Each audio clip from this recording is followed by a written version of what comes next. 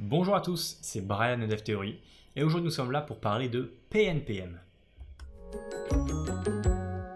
Alors PNPM, qu'est-ce que c'est en fait? Eh bien ça va être une alternative à NPM et aussi une alternative à Yarn. Généralement quand on parle d'alternative à NPM, eh bien on va surtout parler de Yarn. Eh bien il faut savoir qu'il y en a d'autres registres de paquets qui vont exister comme PNPM. Alors quel est le concept de PNPM? Eh bien ça va être qu'en fait chaque librairie va avoir une seule copie de celle-ci dans un disque dur.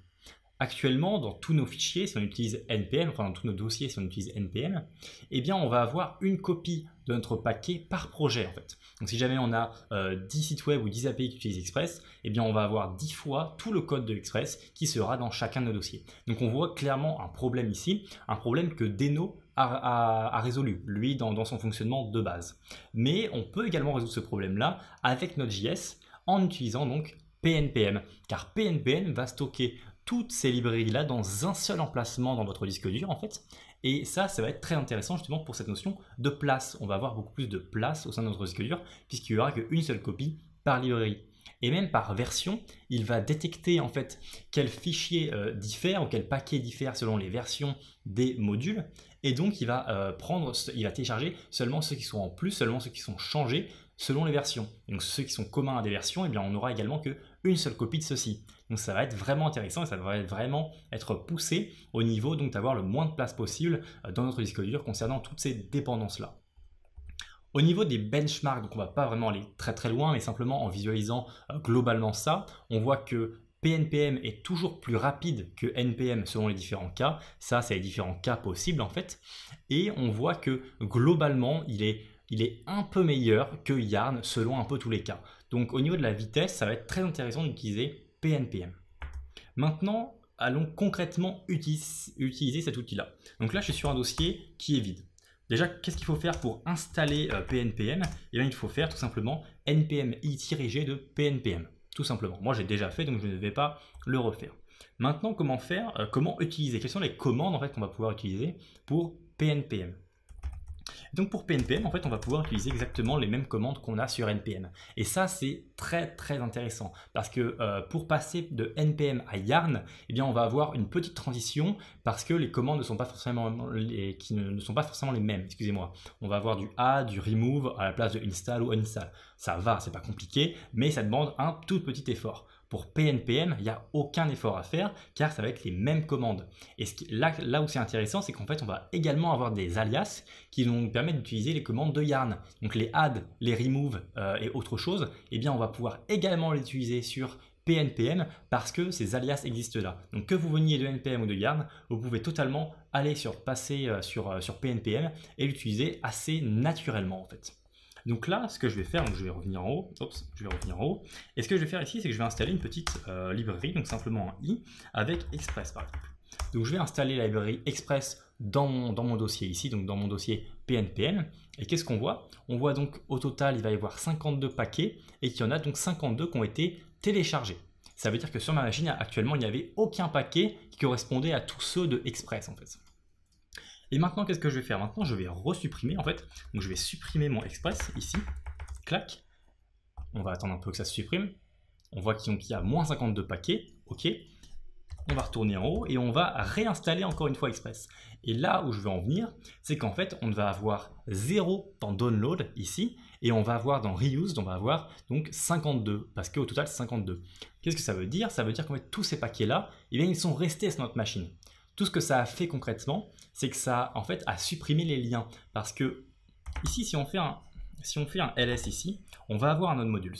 Mais si on va concrètement dans ce node modules là en fait, qu'est-ce qui va se passer? On voit que notre dossier Express ici, si on zoome encore un peu, il y a cette petite icône là. Cette petite icône là signifie en fait que le dossier dans lequel on va entrer, son emplacement n'est pas en fait là. C'est un raccourci, c'est un symlink vers un autre emplacement dans le disque dur.